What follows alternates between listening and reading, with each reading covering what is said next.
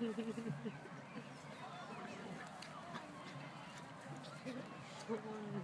lasă deloc chefii.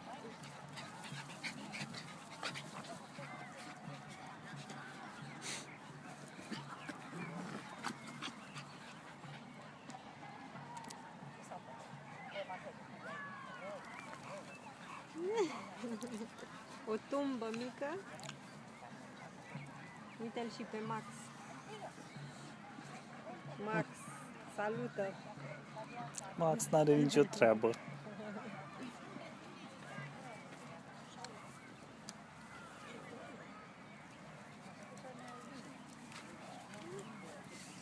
Lasă-o, măi!